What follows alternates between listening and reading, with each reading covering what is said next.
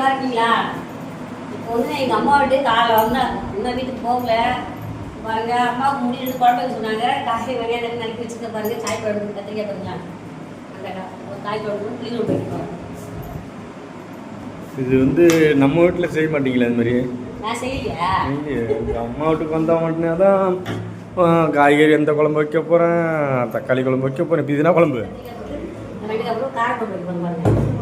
காரக்குழம்பு.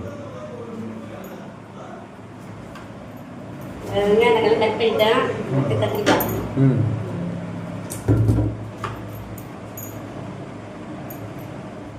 Cut பண்ணிடுச்சு. கத்திரிக்காய் ஒன்று தான் தொட்டுக்க ஒன்றுமே இல்லை. அப்பளம் பொரிக்க போகிறேன். காரக்குழம்புக்கு அப்பளம் சூப்பராக இருக்கும். வாங்க குழம்பு வைக்கலாம்.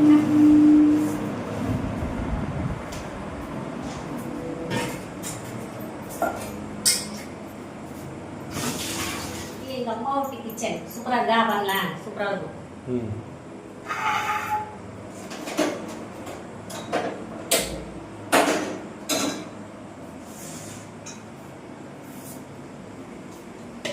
காரக்குழம்பு வைப்பது எப்படி?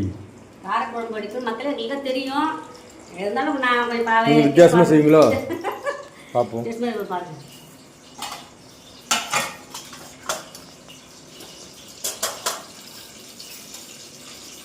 வந்து வெந்தயம் போட்டுருங்க. அது மாதிரி இங்கே சொல்லுவாங்க, கருவேடம் சொல்லுவாங்க. அது அடுத்து கொஞ்சம் ஜீரகம் போட்டுங்க.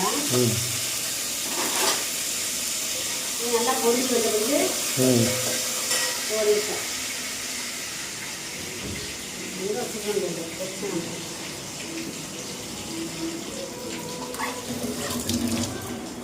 அடுத்து கருவேப்பிலை நல்லா பொரிச்சு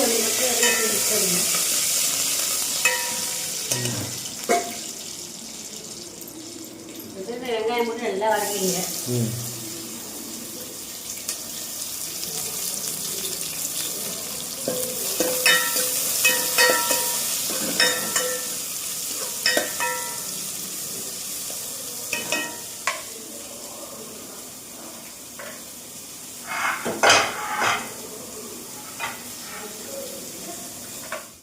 நல்லா வந்து வெங்காயம் நல்லா பொண்ணு வரலாம். சூப்பராக நல்லா வாசனை வந்தால் தான் குழம்பு டேஸ்ட்டாக இருக்கும்.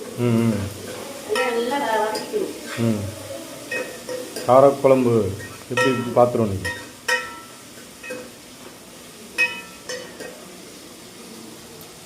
நல்லா வதக்கிட்டீங்களா? அவ்வளோதானா? இன்னும் அதான் இருக்கா? அதை எடுத்துகிட்டே வா.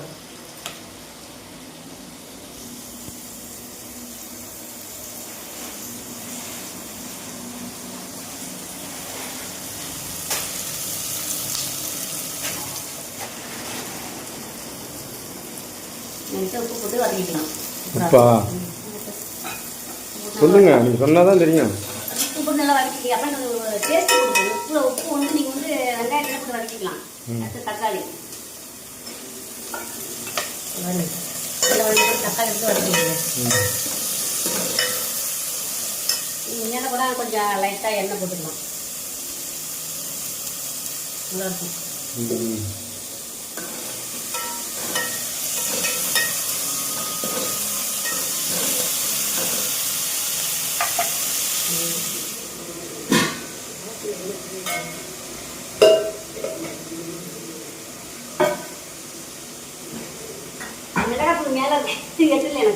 இருங்க என்ன கேட்டா, அம்மா வீட்டில் ஏதாவது எங்க இருக்குன்னு தெரியல. எனக்கு எங்க வீட்டா தெரியும், எங்க வீட்டுக்கு தெரியல. அது மாதிரி தேடி பிடிச்சி எடுக்க முடியாது.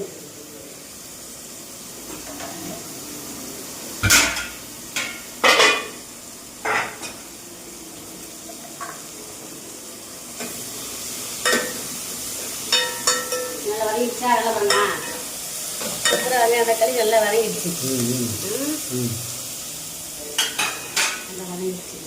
சரி, அடுத்து நம்ம நறுக்கி வச்ச கத்திரிக்காய் வெண்டைக்காய் ரெண்டும் விட்டு நீங்கள் எண்ணெயில் போட்டு நல்லா வதக்கணும்.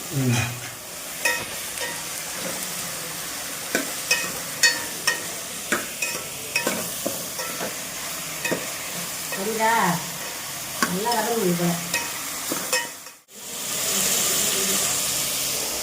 ஏன்னா மேலே வந்து மிளகாத்தூள் லைட்டாக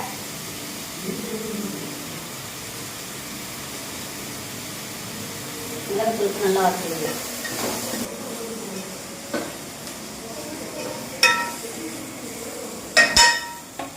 இது போட்டது என்ன மிளகாத்தூளா? மிளகாத்தூள் அது மேலே கொஞ்சம் எண்ணெய் ஊற்றினாலும் இன்னும் டேஸ்ட்டாக கொடுப்பாங்க. எண்ணெயா?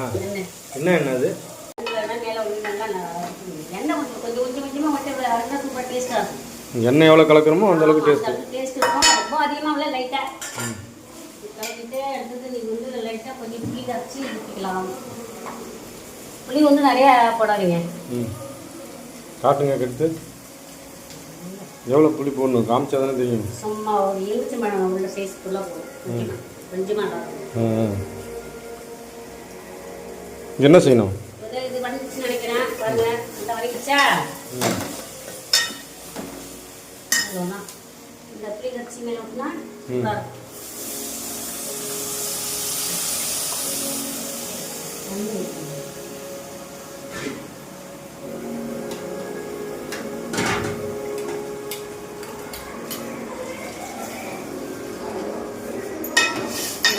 உங்களுக்கு எவ்வளோ தண்ணி வேணுமோ அவ்வளோக்கு நீங்கள் வந்து ஊற்றிக்கலாம்.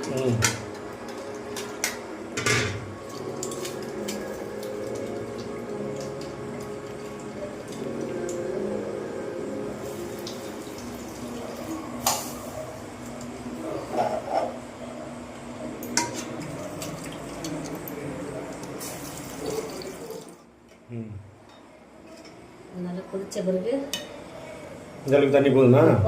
அப்புறம் சூப்பராக இருக்கு. அடுத்து கொஞ்சம் நேரம் மூடுன்னு வச்சுக்க.